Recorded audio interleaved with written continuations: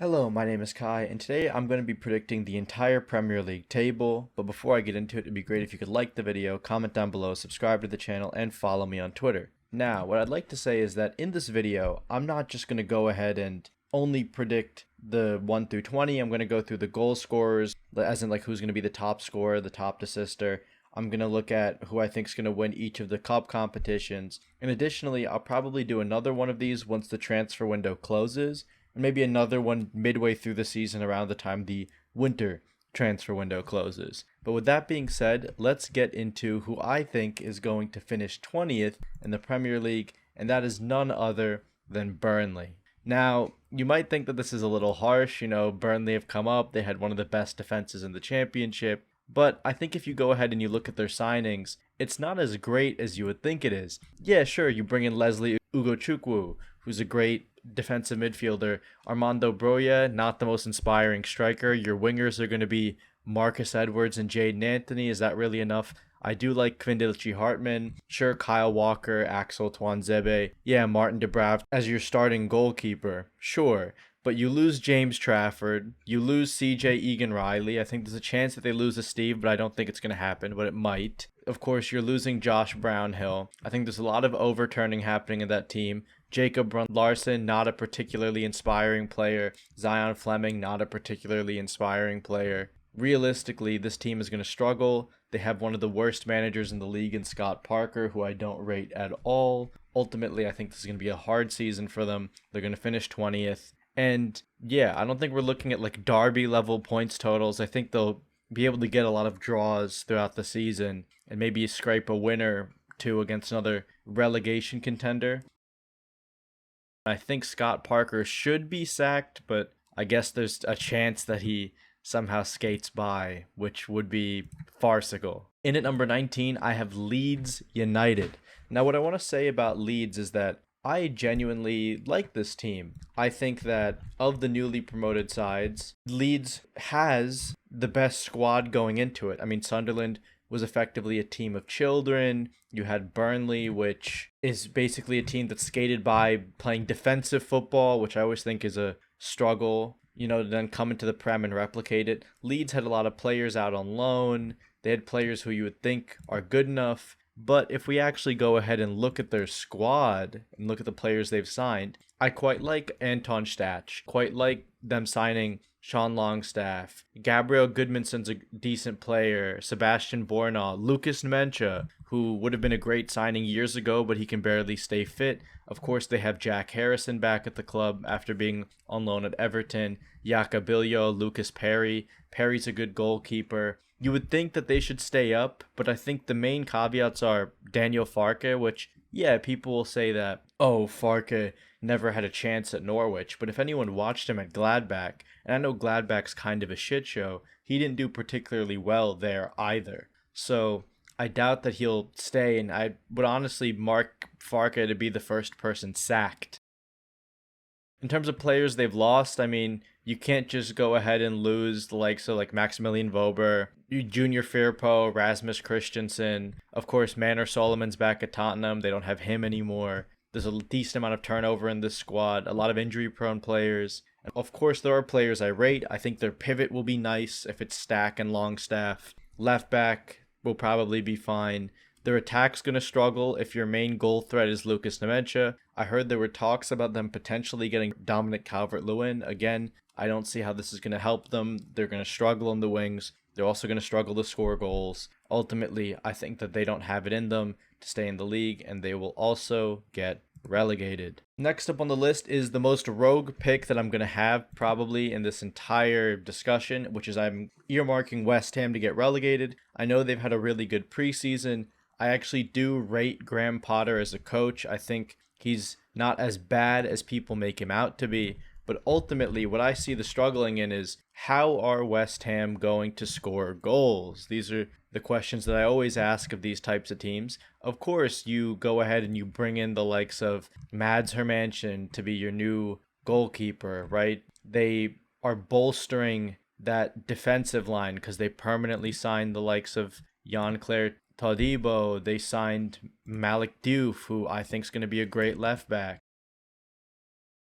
Sure, Kyle Walker-Peters, another great defender, but you bring in Callum Wilson, you lose Mohamed Kudus, there's a chance that you're going to lose the likes of Lucas Paqueta. Your main goal threat is basically still going to be Jared Bowen. West Ham already struggled last season. I think although they'll be good defensively, I just don't really see how you're going to get consistent goal threat. Callum Wilson's going to be injured at some point in the season. Maybe he'll only play 12 or 13 Premier League games. You have to rely on Nicholas Füllkrug and Jared Bowen to get the job done. I just don't think it's realistic. I think there's a high chance they go down. Of course, I would maybe do the normal thing and just say the 3 that came up are the 3 that'll go down, but I genuinely think this is the first time in a while where Sunderland do have a legitimate chance of staying up, although the most logical conclusion might be that they should go down, or maybe even the likes of a Brentford. Next on the list, I have Sunderland. So I'm not as high as a lot of people on Sunderland, as in I'm not earmarking them to be higher, and I think the next 3 teams that I mentioned, so West Ham, Sunderland, and then 2 more after, are all going to be in a big relegation fight this season. I think there'll be a legitimate relegation fight there. I think Leeds and Burnley are both gone, unless Leeds can make a couple of new signings. I think they're both automatically gone already, in my opinion, but I think that the Sunderland team is very good. They signed a lot of players that I would actually look to sign if I was a newly promoted team. I love the signing of Habib Diarra. If any of you know about this Senegalese midfield, you're going to have Pat Matarsar, Lamine Kamara, and Habib Diarra. It's a great midfield, great unit. I love Habib Diarra. He was great for that Strasbourg team.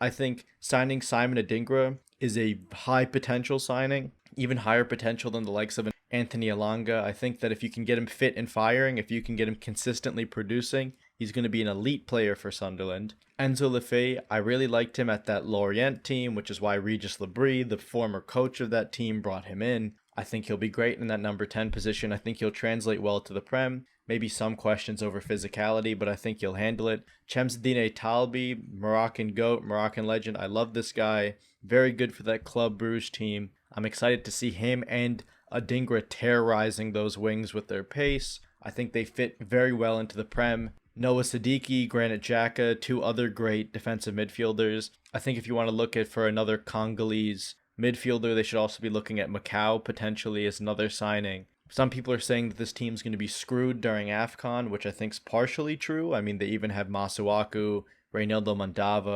but I think that doesn't really matter. Realistically, if they lose all of their games in late December, early to mid-January, they'll still be able to continue. They're just looking to stay up this season, so I think it'll be fine. I think Mark Gue is an underrated signing.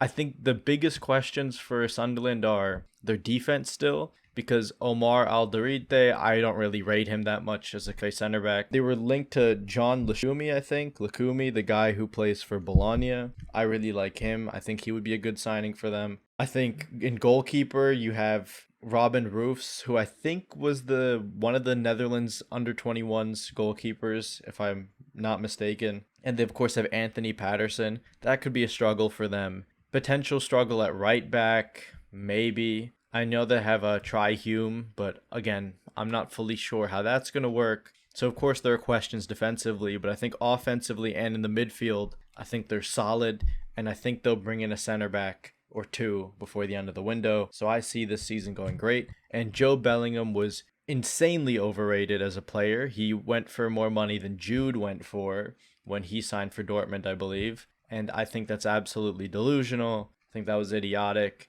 I think losing Pierre Ekwa is a massive loss for them, but ultimately, I think the Sunderland team will just stay up next season. Just stay up. Okay, so in at 16, we have Wolves. I think a lot of people are saying that Wolves are going to go down. I don't really see it. I see them being sucked into a relegation fight, but I really rate Vitor Pereira. I think he's a very good coach. I also think that even though they lost 2 of their best players in Cunha and Ryan Aït-Nouri, I don't think that this is the end of the world.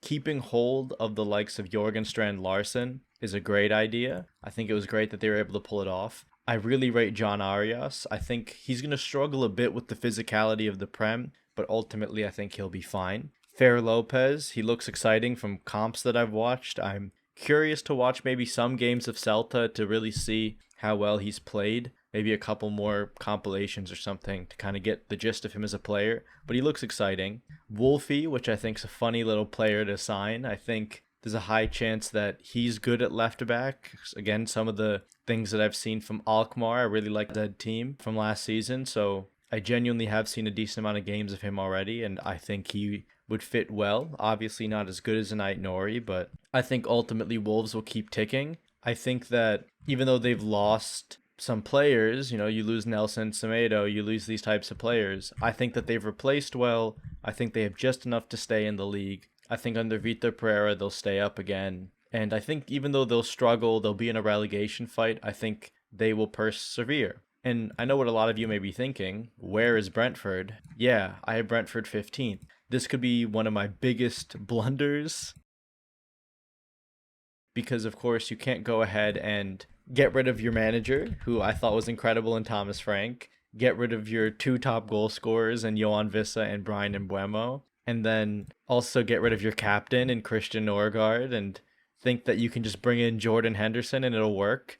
You can't just get rid of Mark Flecken, these sorts of things. But I have a lot to say on this. So if we talk about Christian Norgard, yeah, Norgard is better than Henderson, but I think you match the leadership that you kind of want. Yeah, sure, Keith Andrews is no Thomas Frank, but I do think from what we've seen from Brentford in preseason that they're not terrible. I think that Kelleher is a massive upgrade on Mark Flecken, who I barely rated. I think Keogh is an incredible signing to make at right back. I think he's going to be very exciting this season. I think Milambo, I loved him at Feyenoord. I think he'll definitely slot into this team. I think, personally, I'm weighting a lot of this on the fact that I think Kevin Schade is going to explode this season. I think he's going to be incredible. I think Igor Thiago is going to score goals this season. Carvalho is going to score goals this season. And with a core of Carvalho, maybe Lewis Potter plays further forward, Thiago, Schade, all of these players together, I think they will get just enough goals to stay in it. Of course, there's questions if Keith Andrews can adapt enough, and I do see those concerns, but I think with Kelleher in goal, with that back 2, you still have Sepp and Nathan Collins there. Quixote is going to be there. The likes of Rico Henry. I think there's just enough of a defensive unit to stay solid and enough of an attacking force to score enough goals. And their midfield will just about get by without the presence of Christian Norgard, although he is one of the most underrated players from the Prem, which is why it made sense for Arsenal to sign him as the Thomas Partey or Jorginho replacement. So in at number 14, we have none other than Bournemouth, which again might seem high for a team that has effectively just lost its entire backline. They sold well. They made a lot of money for Housen. They made a lot of money for Zabarny, a lot for Kirkes, and they've just lost Kepa. So yeah, they've just lost their entire defensive unit. But what I will say is that as a Bielsa disciple, Iraola is definitely going to be able to maintain the intensity of his team. He is going to replace well. Bafode Diakite is an incredible signing for center back. Of course, I prefer him as a right back, but I think he'll be great as a center back for them. Senesi and Diakite isn't the worst pairing in the world. I somewhat think it's a defensive upgrade on Housen because Housen was an elite defender yet. He was just an elite ball player, but it is a downgrade from Zabarny. I think Truffert is a decent left back. I think he's worse than Kirkes, but I don't think he's that much worse than Kirkes. I'm really excited on Krupi. I think he looked incredible at Lorient, so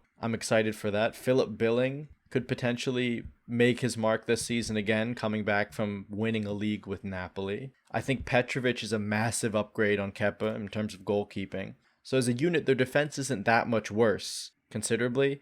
They've kept a hold of Semenyo. They've, of course, lost Jaden Anthony, but they still have the likes of a Justin Kluivert. They still have the likes of a Dango Ortara. They still have Unal and Evan Nielsen. Ultimately, they'll still get enough goals. They'll still defend well in midfield. They're going to have a full season of Tyler Adams. Ultimately, I think Bournemouth will be fine. And I think this will also probably be Iraola's last season there because there will be a lot of big clubs looking to sign a manager, I feel, by the end of this season. In at number 13, I have Fulham. So, Fulham have basically done no business. But what I will say is that isn't necessarily a bad thing to do no business. I know they're trying to sign Kevin from Shakhtar, and I think he's good. He's definitely not the best winger there. The best winger there being Alisson Santana.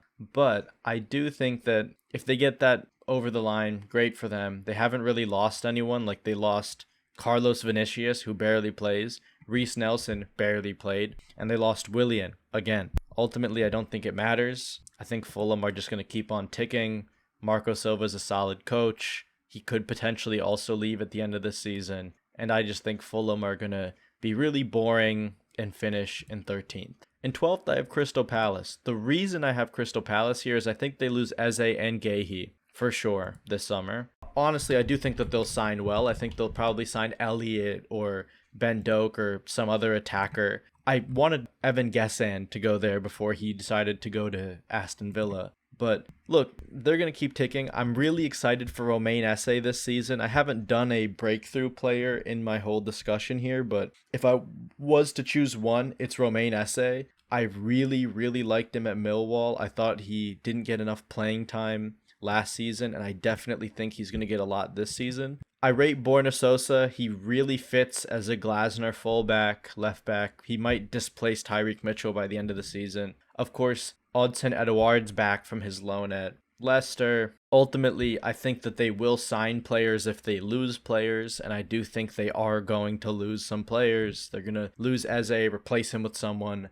They're going to lose Guehi, replace him with someone. And I think they'll just stay where they're at 12th. There's a chance that they could drop a little bit lower, but I don't see a world where Palace end up in a relegation fight. There's a chance that after they lose players, we see something similar to last season where they start poorly and build again, because Glasner seems like the type of manager where it takes a bit for his ideas to take root and it needs to build over the course of a season. But ultimately, I think regardless of that happening, they're going to be fine and they'll finish 12th. A lot of people are putting them higher. I saw Rory Jennings put Palace at 6th. Absolutely delusional. They're going to lose players. Let's be serious. But yeah, in at number 11th, we have a team that I would hate to see finish this high, Everton. So, why have I put Everton so high? Well, number one, they're going to have David Moyes for a full season, and I think Moyes is a solid coach. I think he obviously knows the club. I think that in the new stadium, they're going to get a little bit of a boost. I think most of the time people think a new stadium is a bad thing, but with how the dick is designed, they're going to do well. But it's not just the stadium or the coach. Their signings, to put it lightly, have been incredible. Dewsbury Hall is a great signing for the midfield. Keeping Carlos Alcaraz permanently, also incredible. I really rate Adam Asno. I think that's how you say his name. I really struggle with saying players' names. I think it's a great signing. I really rate a lot of Moroccan players in general, but he's very good, even from what we've seen in preseason. I really rate Thierno Barry. I really liked him at Villarreal. I think he had a game where he scored a hat-trick, and I thought at that moment he was going to be the next big thing. Massive, tall center forward for David Moyes. He's very quick. He can get in behind. He'll definitely do well. Of course, they've lost the likes of Neil Moe and Holgate and Ashley Young and Dominic Calvert-Lewin, but these players are on the periphery anyway. Who cares? Jack Grealish on loan is massive. I never thought Grealish was good enough to really play for City, but I think for a team like Everton, he'll do great there. Stick him in the 10, and I think he'll do wonders there. Or you could even, and die on the left, Grealish centrally, and then someone like Dwight McNeil on the right, Carlos Alcaraz rotating with maybe all three of those positions, Barry center forward, Beto rotating. I think Everton will be good this season, and they're definitely the sleeping giant of the Premier League. I think if they can really get going, we have a couple of things to fear maybe in the next 5 or 6 years when they finally get back up to the top.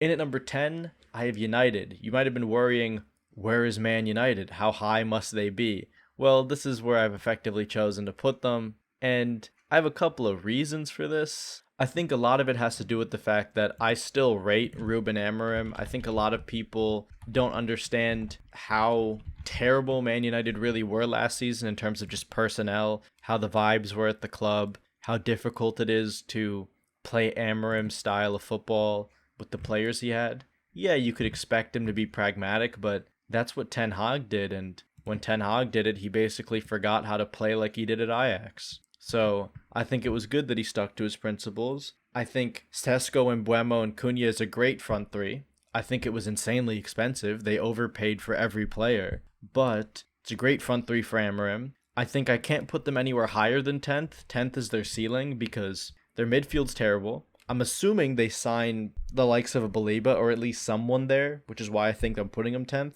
Their defense is going to struggle. They still don't have a good goalkeeper. Their best goalkeeper is like Bayendir because it looks like Onana's time is over. But if you look at their wingbacks, I think they're fine. You can play Leon there. You can play Dallo, Mazraoui. You have Amad Diallo. You have Patrick Dorgu. You could even play somebody like Harry Amos out there. You have a lot of options. Of course, you've lost Eriksson. You've lost Lindelof. But in defense, Tyler Fredrickson, I like him. I think he's good. Aiden Heaven, I think he's good. I think they'll just about get through. And crucially, one game a week is definitely going to help them a lot. I think the vibes of the club are going to improve. Rashford's going to be gone. Sancho's going to be gone. Antony's going to be gone. I think as you keep getting out some of the bad apples who might be influencing the club negatively, that they'll move towards a better dressing room and therefore better performances on the pitch. But I do still see the mighty Manchester United finishing 10th, which should be a disaster for them, but that's now their level. In at 9th is Forest. Now, you might see that I've made this green. This is because I think Forest will be in the Conference League, which means that I must think that there are 6 teams that are going to be in the Champions League next season. So let's get into that. Forest are going to finish 9th because I think that they've lost some firepower. I don't think Wood's going to be as good this season, so that's automatically a drop on some goals. You lose Alenga, you bring in Dan and Dory, who I think is worse, but not that much worse. I think that a lot of what we saw from Nuno last season was a little bit of a fluke. Statistics would have told you that Forest should have finished way lower. They've also lost Danilo, so their midfield's going to be worse. You probably have to see Ibrahima Sangare playing more football, which isn't the most ideal thing in the world, considering that he's injury-prone and not that good. He's like a worse Thomas Partey. But I liked Igor Jesus. I got to watch him live. I like Jair Cunha. He's a great young center back, and he's really tall. And Doy's a decent signing, but you can't lose Alanga, Danilo. You can't just lose Sosa. They are now going to play more games a week because they're in the Europa League. Rough, really rough for them. They have more games. They don't have as many players who are going to help them out and benefit them. Ultimately, I think they're going to struggle this season, but I still think they're going to finish 9th, which should be great for Forest fans considering 2 years ago you'd be hoping to stay up, and now you're looking to stay in Europe. So if anything, you should be over the moon. But I know expectations change, but sometimes you got to have a hard look at yourself and realize what's really happening, look at reality. In 8th, I have Brighton. Great season for Brighton. I think if they finish 8th, I think that this Brighton team is one of the best. Of course, you lose a Stupinian. For a lot of people, they might be like, oh, it's over. But guess what? You signed Maxim de Kuiper, who is definitely worse, but definitely has a high ceiling. He is like a really bad version of Trent, which maybe as good defensively, just worse at the progression, but he kind of does similar things. But I still think, despite that, they'll be fine. They finally signed center backs, which is what they've always needed. I always thought that when you're rolling in with Van Hecke and Lewis Dunk, it's over for your team. But now they're going to have Buscagli, they're going to have Coppola, they're going to have Maxim de Kuiper replacing Estupinian. I think they'll be better defensively as a unit. I think attacking wise, Brighton are always fine. They have 1 billion attackers. I think even with losing João Pedro and Adingra and Valentin Barco's officially gone and Evan Ferguson's out on loan, I think they'll still have enough attacking firepower. They're still going to have Welbeck. They're still going to have Matoma. Ultimately, I still think this is all going to click. Might be a big season for Gruda this time around. So even Yankuba Minta, a lot of attacking firepower. Great midfield. They still have Matt Riley, they have Carlos Baleba as of now, they have Ayari. This team will be fine. I think they're going to really challenge for the European spaces, and ultimately, I think they're going to finish in 8th. So, let's now look at number 7, which is going to be the last Europa League spot, where I have Newcastle. I think this is great for Newcastle considering what's happening at the club. Some Newcastle fans might think that this is like a diss at them, but to be honest, you can barely sign players and you're going to lose your best player. That's rough for any team. I think not having a sporting director, Paul Mitchell just walked. I would have some concerns over how it is to work with Eddie Howe with these sporting directors leaving, or maybe to work with the Saudis. I don't know who's really at fault.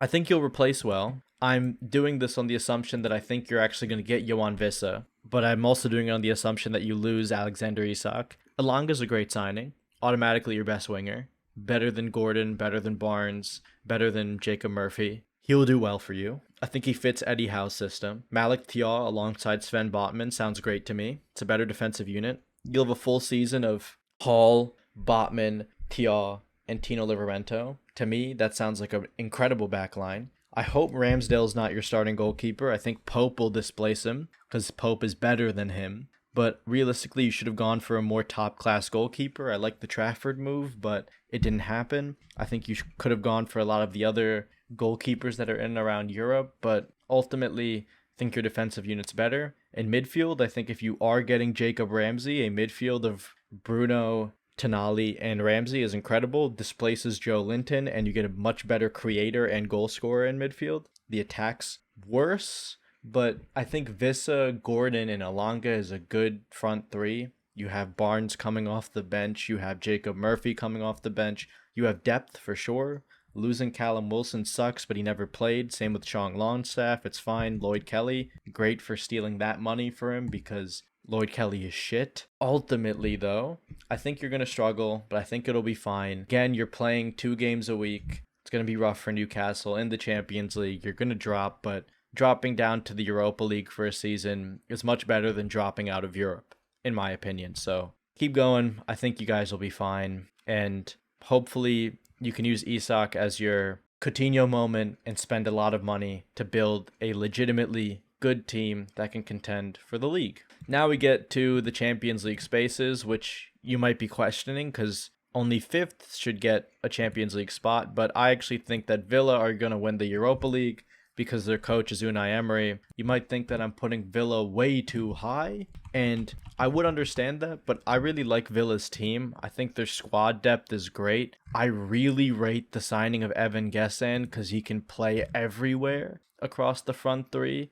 I really like Yasin Özcan too, who's the center back that they signed. I think that they're going to have Buendia back, which is more attacking firepower. Ultimately, I think they're going to just keep ticking. Their team last season, I think, underperformed their max potential. And I think when they're not in the Champions League, they can rotate just a little bit more, get a bit more out of the league, and win the Europa League. There's a chance that they would drop down a bit lower, but I do see them at least winning the Europa League this season. So if you put them 8th, Newcastle would still be in the Europa League because, you understand how this works. I feel like Unai Emery will get it right, and I really like Villa's boardroom. They'll probably still make some more signings before the end of the summer. In at 5th, I have Spurs, which a 12-place swing sounds incredible for anyone, really. I don't think they're going to win a trophy this season, but that's improvement in the league form. I really rate their signings. I think if they get Eze, if they get Savinho, they have Kudus. You have the likes of Kulusevski there. Madison will eventually be back from the ACL. You have Solanke. It's a great attack. It's an incredible attack. You have Brennan Johnson. You have Mathis Tell. That attack is immense. They all fit what Thomas Frank's going to want to do. They'll all press. Maybe Tell doesn't have the intensity, but he could build it. It's a great attacking unit. In midfield, you have Archie Gray, who's going to be a world beater. Sarr, who's going to be a world beater. You still have Bentancur. You still have Basuma. You have João Palhinha. You have Bergvall. These are great players to be in your pivot or in your midfield 3. You then have your back line, which still has Romero and Van de Ven, backed up by Danso. To me, that sounds great. I think Ben Davies is still there. To me, that sounds incredible. You look at your left back, and you still have the likes of Destiny Udogie. You also have Jed Spence, who can play either side, and Porro as your right back. I think in goal, it's decent. I think Vicario's a decent goalkeeper. Of course, you could upgrade, but again, he's a good enough shot stopper, and I think he'll do enough for the team. Vuskovic looks great as a center back too in terms of new signings. I think losing a lot of Deadwood was good for the team. Of course, you're going to miss Son, for sure, but I think that this is a great window for Spurs. I think you vastly underperformed last season because you focused on the Europa League and you also collapsed pretty much towards the end of the season. I think Thomas Frank's more pragmatic. He's going to get more points out of the team. I think you still have players to sign. And ultimately, I see you finishing fifth. And I think you'll only be pretty closely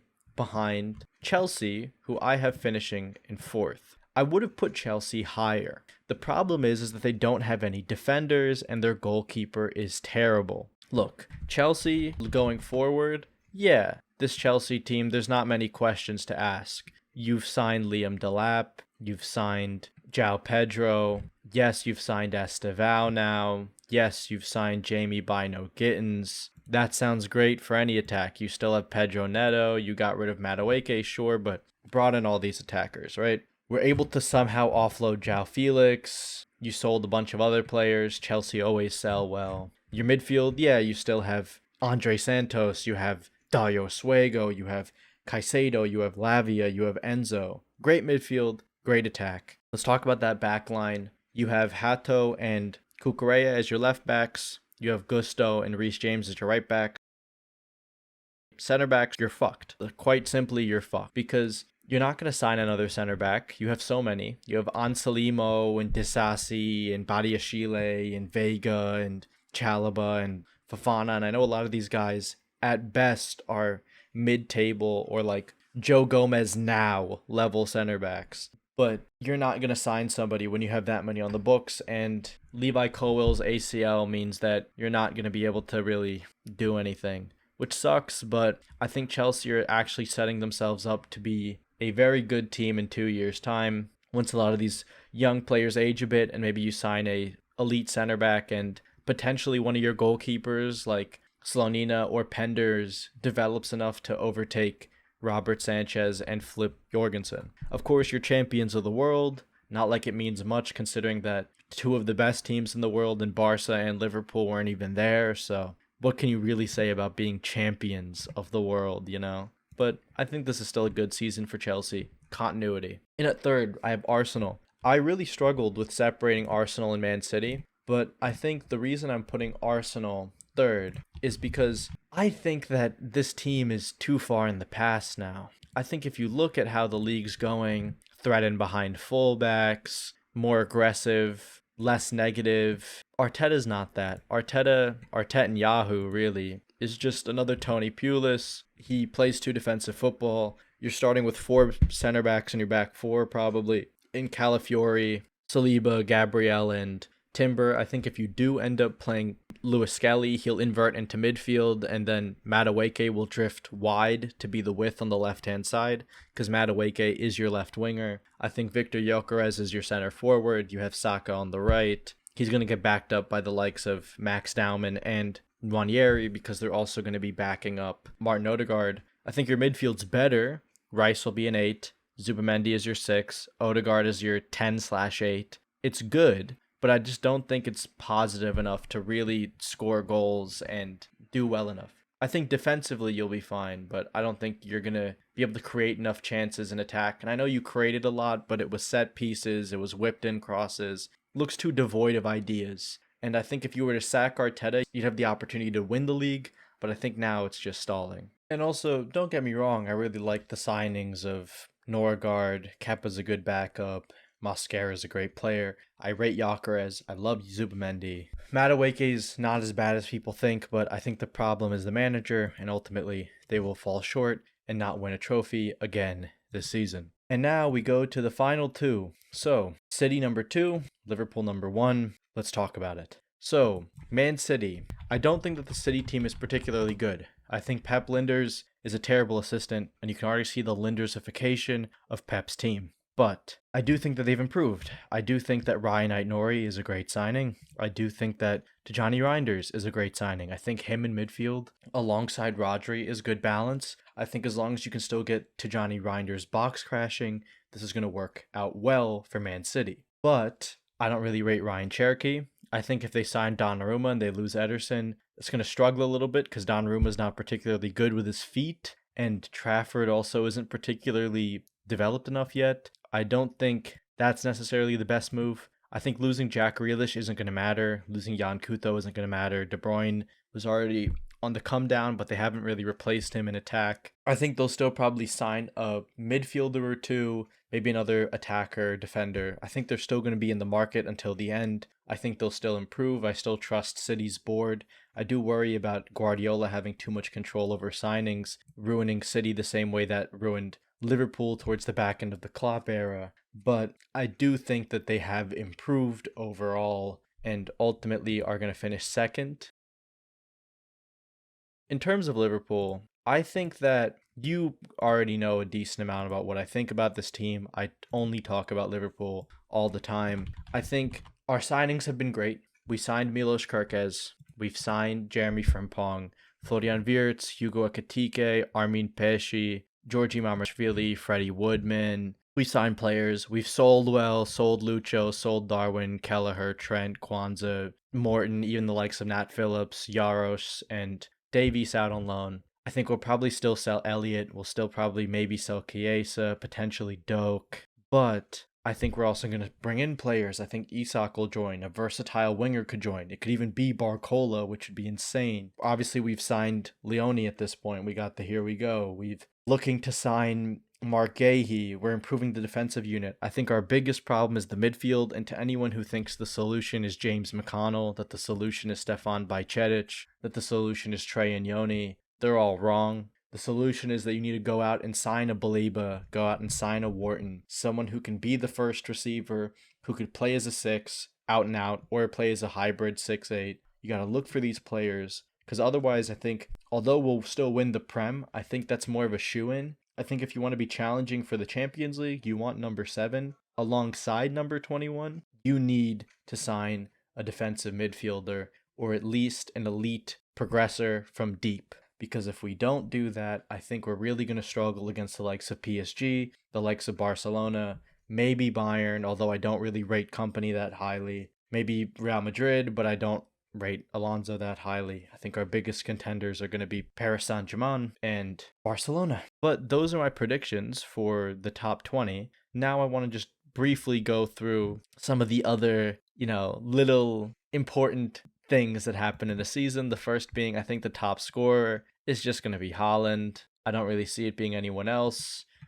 think he's going to return to form. He's going to play a lot of minutes. He'll score goals. I think City will distribute goals a little bit around, but ultimately I think he's the top scorer because we're going to distribute goals around too. Top assists, I think, will be Mo. I think we're in for like a 2020, maybe like a 21-21 season for Mo in terms of assists and goals. I think he'll have the most goals plus assists in the league, but I think Ekitike will be our primary goal scorer, maybe. I think he'll spread a little bit with whoever our winger is, or if we bring in Isak, Wirtz will get goals. But I think Mo will have the most assists. Those crosses are already looking dangerous in preseason. The link up, I see it happening. Most clean sheets has to be David Raya. Arsenal play with 6 defensive-minded players and a goalkeeper. Ultimately, they will get the most clean sheets. It's freaking Tony Pulis, Arteta. I can give so many slander names for Mikel Arteta. Player of the season I'm giving to Mo. I think that if he has a 21-21 season, breaks the assist record, you got to give him player of the season. Young player of the season,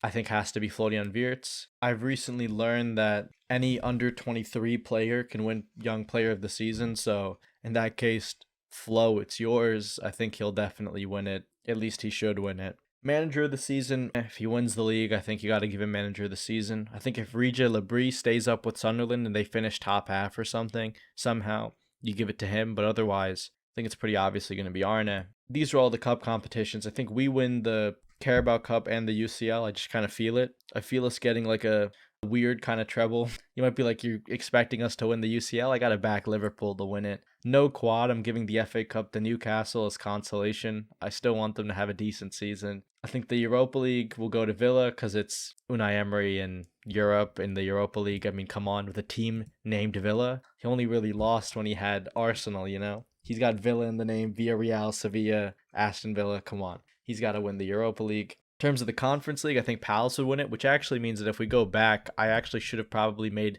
it so that Palace qualified for the Europa League, because I do think they'll win the Conference League, considering the fact that they are in it now, and there's probably no chance of them getting back to their rightfully deserved Europa League spot. but I think they'll easily win the Conference League. I think with Glasner, he obviously already won the Europa with Frankfurt against Rangers, so I don't see a world why he would lose now. Against Bronkhorst Rangers too, isn't that funny? First manager sacked, Daniel Farke. I think a lot of people are like, how is Farke going to do with money? Let me tell you what he's going to do with money. He's going to get sacked because he's just not that guy. He was shit at Gladbach, shit at Norwich. He's going to be shit now. Best signing, Florian Wirtz. If he comes in, wins the league, is young player of the season, we win the Champions League, we win the Carabao Cup, you got to give it to Flo, because why wouldn't you at that point? That's an incredible signing. Again, there's a lot of uncertainty, but this is how I personally see it going. But that is it for this video. If you liked this very long video, comment down below, subscribe to the channel, and follow me on Twitter and Instagram. And as always, thanks for watching.